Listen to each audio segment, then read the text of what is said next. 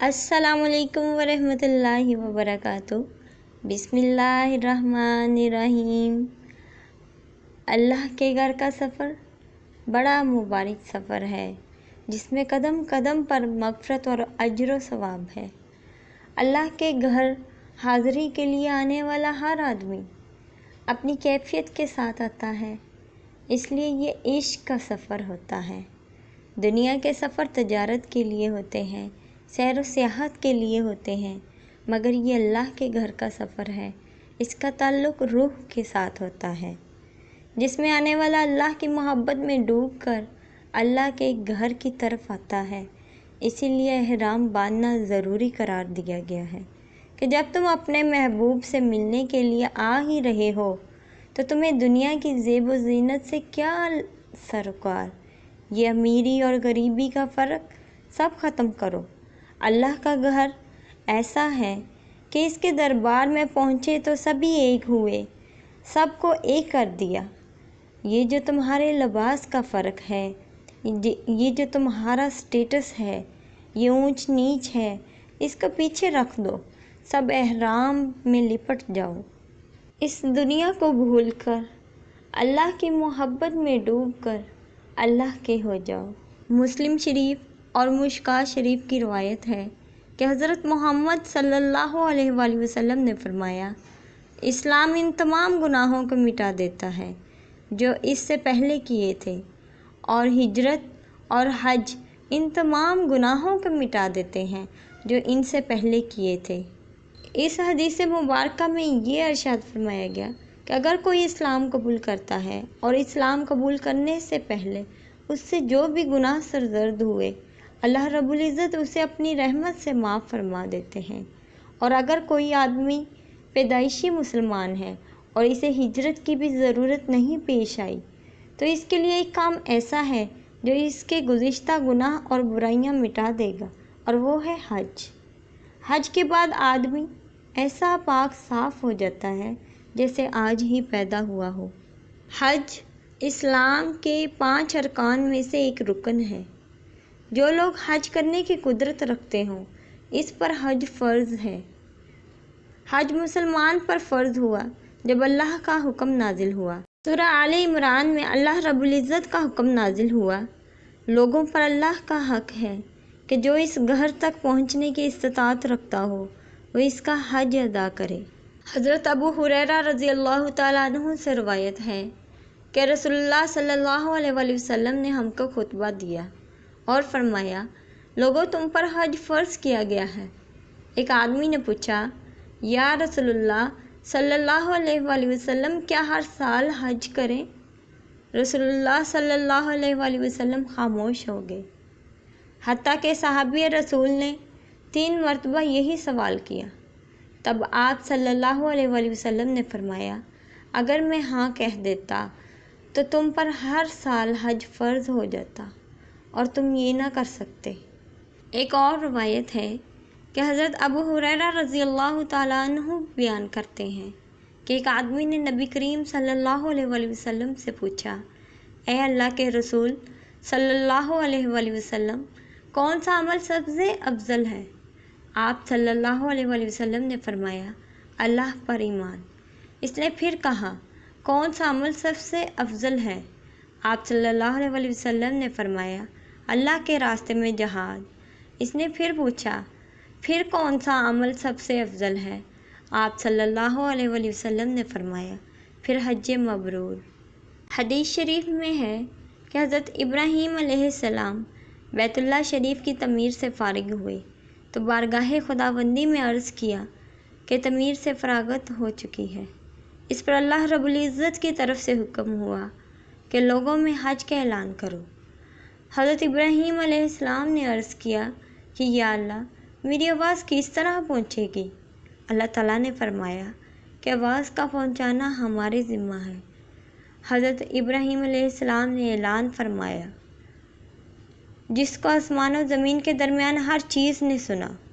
حضرت ابراہیم علیہ السلام نے ایک پہاڑ پر چڑھ کر یہ اعلان فرمایا تھا کہ اے لوگو، یہ اللہ کا گھر ہے، اللہ کی عبادت کے لیے یہاں آؤ۔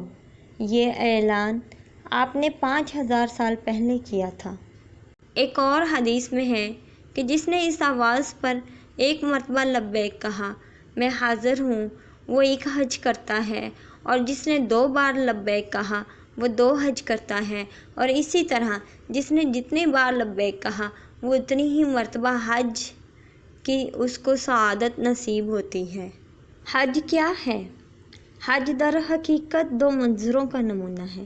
ایک تو حج موت کا اور مرنے کے بعد کے حالات کا نمونہ ہے، دوسرا نمونہ ہے عشق اور محبت کے اظہار کا، اور روح کو عشق حقیقی اور حقیقی محبت سے رنگنے کا نمونہ۔ موت کا نمونہ اس طرح کہ آدمی جب گھر سے چلتا ہے، سب عزیز و اقارب، گھر وطن احباب کو ایک مدت کے لیے چھوڑ کر دوسرے ملک گویا دوسرے عالم کا سفر اختیار کرتا ہے۔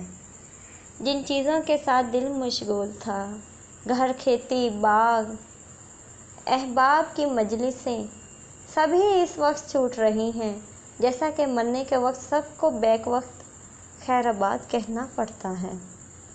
حج کی روانگی کے وقت یہی چیز قابل غور ہے کہ جیسا آج عارضی مدت کے لیے یہ سب کچھ چھوٹ رہا ہے، بہت جلد وہ وقت بھی آنے والا ہے کہ ہمیشہ کے لیے یہ سب چیزیں چھوٹنے والی ہیں۔ اس کے بعد سواری پر سوار ہونا، اگر عبرت کی نگاہ سے دیکھا جائے تو جنازے پر سوار ہو کر چل دینے کی یاد تازہ کرتا ہے۔ اس کے بعد احرام کی 2 سفید چادروں کا اوڑھنا کفن کی یاد ہر وقت تازہ رکھتا ہے، اور کعبہ کے پردوں سے لپٹ کر رونا اس مجرم کی مثال ہے جو کسی بڑے محسن کا بڑا قصور کر کے اس کا دامن پکڑ کر معافی کے لیے روتا ہے، اور اس کے گھر کے در و دیوار کو پکڑ کر روتا ہے کہ قصور کی معافی کے یہی راستے ہیں۔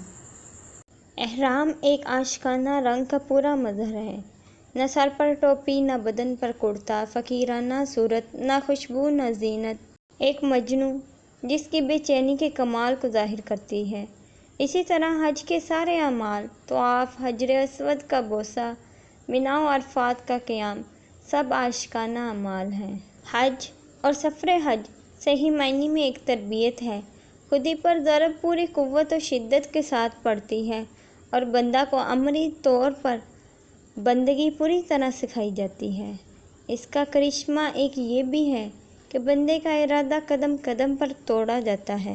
یہ تو ایک گناہگار امتی کا اپنے شفیق آقا کے دربار پر حاضر ہونے کا سفر ہے۔ بندے کی حاضری اپنے مولا کے دربار میں ہے، بھاگا ہوا غلام تھک کر، ہار کر، پچھتا کر اور شرما کر پھر اپنے مالک کی طرف رخ کر رہا ہے۔ ساری دنیا سے کٹ کر اپنے رب کے دربار میں آیا ہے۔ وہ جانتا ہے وہ کچھ نہیں، وہ کعبے کے پردوں سے لپٹ کر روتا ہے، اپنے گناہوں کی معافی مانگتا ہے، اور وہ جانتا ہے کہ یہی راستہ ہے جس کے ذریعے وہ اپنے رب کو منا سکتا ہے۔ حضرت ثوبان رضی اللہ تعالیٰ عنہ سے روایت ہے کہ انہوں نے نبی کریم صلی اللہ علیہ وآلہ وسلم سے نقل کیا ہے، آپ صلی اللہ علیہ وآلہ وسلم نے ارشاد فرمایا کہ تحقیق نیک بندہ اللہ کی مرضی تلاش کرتا ہے، یعنی نیکیوں کو ادا کرنے کے ساتھ پھر ہمیشہ اس کو تلاش کرتا رہتا ہے۔ بس اللہ تعالیٰ جبرائیل کو فرماتا ہے کہ میرا فلاں بندہ تلاش کرتا ہے یہ کہ وہ مجھ کو راضی رکھے، خبردار میری رحمت کاملہ اس پر ہے۔ پھر کہتے ہیں جو ان کے گرد ہوتے ہیں، یہاں تک کہ اس بات کو 7ویں آسمانوں کے فرشتے کہتے ہیں، پھر اس شخص کے لیے رحمت زمین کی طرف اترتی ہے۔